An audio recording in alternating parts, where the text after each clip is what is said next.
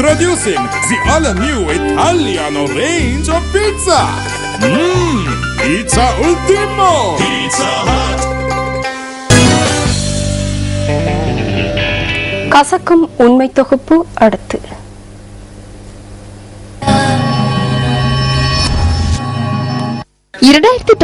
ஆண்டுக்கான இலங்கை கிரிக்கெட் நிறுவனத்தின் நிதி அறிக்கை தொடர்பான அரச கணக்காய்வாளர் நாயகத்தின் அறிக்கையே இது. அந்த நிதி அறிக்கை அங்கீகரிக்கப்பட்ட தரத்துக்கு அமைவாக தயாரிக்கப்பட்டுள்ளதாக கடந்த மார்ச் மாதம் 13ஆம் தேதி வெளியிடப்பட்ட இந்த அறிக்கையில் தெரிவிக்கப்பட்டுள்ளது. நிதி அறிக்கை இலங்கை கிரிக்கெட் நிறுவனத்தின் நிதி நிலைமை தொடர்பான உண்மையான நியாயமான வெளிப்பாடாக அமைந்துள்ளதென கணக்காய்வு அறிக்கையில் தெரிவிக்கப்பட்டிருந்தாலும் தாம் இனங்கண்ட குறைபாடுகளை 2ஆம் அத்தியாயத்தின் 2ஆம் பிரிவின் கீழ் கணக்காய்வாளர் நாயகம் அறிவித்துள்ளார். இதற்கமைய கிரிக்கெட் நிறுவனம் தமது நிலையான சொத்துக்களை முறையாக மதிப்பீடு செய்வதற்கு 2012ஆம் ஆண்டில் நடவடிக்கை எடுக்கவில்லை.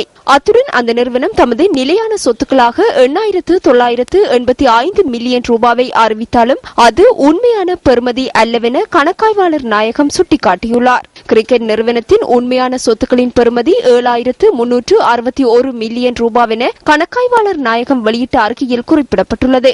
24 மில்லியன் ரூபாய் கொடுப்பனவுகள் தொடர்பில் 98 சான்றுச்சீட்டுகளை சமர்ப்பிக்க இலங்கை கிரிக்கெட் நிறுவனம் தவறியுள்ளதாகவும் கணக்காய்வாளர் அறிக்கை மூலம் தெரியவந்துள்ளது. 2012ஆம் ஆண்டு டிசம்பர் 31ஆம் தேதியாகும் போது முற்பணமாக செலுத்திய 70 மில்லியன் ரூபாவை மீளப் பெறுவதற்கு இலங்கை கிரிக்கெட் நிறுவனம் நடவடிக்கை எடுக்கவில்லை எனவும் அதில் சுட்டிக்காட்டப்பட்டுள்ளது. வெளிநாட்டு கிரிக்கெட் கட்டுப்பாட்டு சபைகள் மற்றும் அனுசரணையாளர்களிடம் இருந்து கிடைக்க வேண்டிய 32 மில்லியன் ரூபாவில் 13 மில்லியன் ரூபாவை அறவிட இலங்கை கிரிக்கெட் நிறுவனம் 7 வருட காலமாக தவறியுள்ளதாகவும் அந்த அறிக்கையில் குறிப்பிடப்பட்டுள்ளது. இலங்கை கிரிக்கெட் நிறுவனத்தினால் கொள்வனவு செய்யப்பட்ட 2 மின்பிறப்பாக்கிகள் தொடர்பில் கணக்காய்வாளர் நாயகம் சுட்டிக்காட்டியுள்ள தகவல்கள் குறித்து அதிக கவனம் செலுத்த வேண்டியுள்ளது. இதற்கமைய 2011ஆம் ஆண்டு ஜனவரி மாதம் சுமார் 6 கோடி ரூபாவை செலவிட்டு கொள்வனவு செய்யப்பட்ட 2 மின்பிறப்பாக்கிகளும் கடந்த ஏப்ரல் மாதமே இலங்கை மின்சார சபையிடம் கையளிக்கப்பட்டுள்ளது. 8 கோடி ரூபாய் கடனை செலுத்தும் நோக்கில் இந்த நடவடிக்கை மேற்கொள்ளப்பட்டுள்ளது.